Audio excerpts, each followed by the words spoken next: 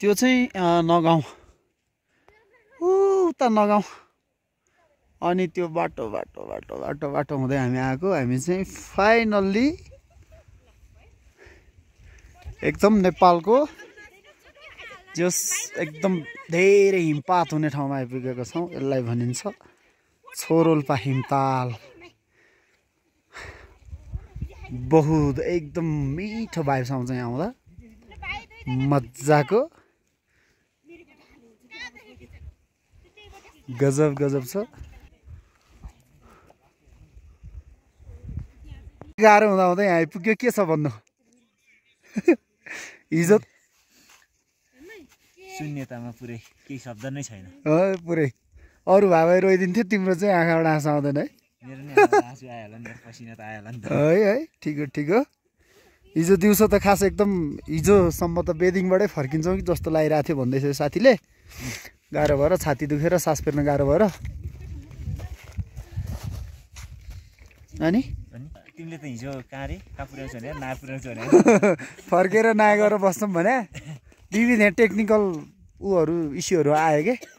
बाटोमा टेक्निकल गडबडीले गर्दा पुर्याउन सकिन होइन टेक्निकल गडबडी कहाँ पुर्याउँछ आज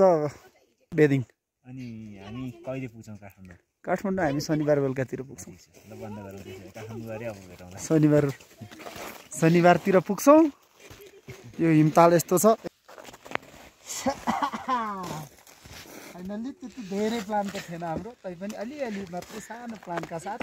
शनिबारको प्लान क्यान्सल भएको कस्तो लाग्यो त अहिले हामी खास शनिबार चाहिँ झोला बोकेर आएको हुन त अरू धेरै मान्छेलाई भनेको छैन यो झोला बोकेर आएर लास्टमा चाहिँ गाडीमा जाने कि बाइकमा जाने भन्ने पुरै भएर हाम्रो चाहिँ डिसिजन एउटा चाहिँ सोलिड डिसिजन आउन नसकेको कारणले गर्दा गाडी पनि छुट्यो अनि बाइकमा पनि आउनलाई हामी सकेनौँ अनि फर्केर फाइनल्ली हामी चाहिँ मङ्गलबार आयौँ यो प्लानमा शनिबार चाहिँ हामीसँग झोला बोकेर निस्किनेमा चाहिँ लक्ष्मण पनि थियो लक्ष्मण निस्केन जस ऊ निस्केर झोला प्याक गरेर थर्मसमा तातो पानी धरि हालेर निस्किया मान्छे हो अनि फाइनल्ली हामी चाहिँ मङ्गलबार निस्किया हो अनि लक्ष्मणलाई पनि भनेको थियौँ जम्दा भनेर ऊ अब विविध कारणले जानु मानिन्छ अनि हामी दुईजना मात्रै भए पनि आयौँ साह्रै गाह्रो थियो अनि यो रुटमा चाहिँ हामीले दुईवटा टोलीभन्दा भेटेनौँ है फर्किनु पनि दुईवटा तिनवटा 3 दिन 4 दिनको बिचमा दुईवटा तिनवटा टोली मात्रै भेट भयो किनभने यो आउट अफ सिजन भइसकेको रहेछ अनि आउट अफ सिजन पनि अनि अस्तिको रोलिङको त्यो हिम पहिरोले गर्दा पनि रोलिङको हिम पहिरोले गर्दाखेरि कतिजना 4 जना कतिजना चाहिँ आफ्नो ज्यान गुमाउनु भयो त्यो कारणले तैपनि बहुत रमाइलो भयो आउँदै गर्दा बेदिङ अनि बेदिङ पछि यता चाहिँ एकदम रमाइलो रहेछ बेदिङ र नागाउँ एकदम रमाइलो लाग्यो एकदम गाह्रो भइकन पनि छोरोल्पामा आइपुग्यौँ हामी छोरोल्पामा तल बाटो अलि अस्ति रहेछ उता हिँड्न थाल्यो उताबाट हिँड्न थाल्यो यो टुप्पो देखाइदियो त एकचोटि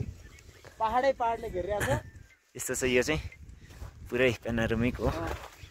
पेनोरामिक भ्यूज छोरोल्पा हिमताल to meet you again Tsho Rolpa के छ फाइनल्ली छोरोल्पा नआउनेहरूलाई एउटा सन्देश देऊ न छोरोल्पा नआउनेहरूलाई झरेर मात्रै सन्देश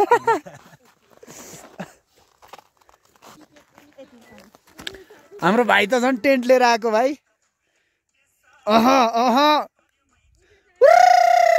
चाइट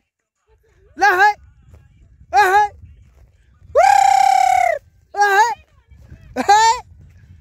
यहाँ चाहिँ यस्तो नि हुँदो रहेछ हामीलाई त के थाहा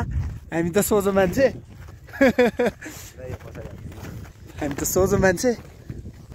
ब्याकग्राउन्डमा छोरोल्पा र गाह्रो भयो ए तिम्रो अनुभव सुनाउँ त छोटोमा 1-2 मिनटको मेरो अलिक गाह्रो भयो छेदमा झरिसकेपछि सर्टमा यस्तो छेदपछि सिमीगाउँ आएँ सिमीगाउँमा कसरी आयो नि त्यो एकचोटि बताइदेऊ न म टेन्टहरू लिएर आएको थिएँ सिमीगाउँसम्म टोटल वेट कति केजी थियो 20 केजी अराउन्ड थियो 10 केजी त्यहीँ छोडेँ अनि हिजो बेदिङमा आएर बसेँ अनि आज आइपुग्यो अहिले सबैजना ऊ चाहिँ ठ्याक्कै हामीलाई कति बजे भेट भएको थियो अरे 7 बजे बेदिङमा पुरै बेलुका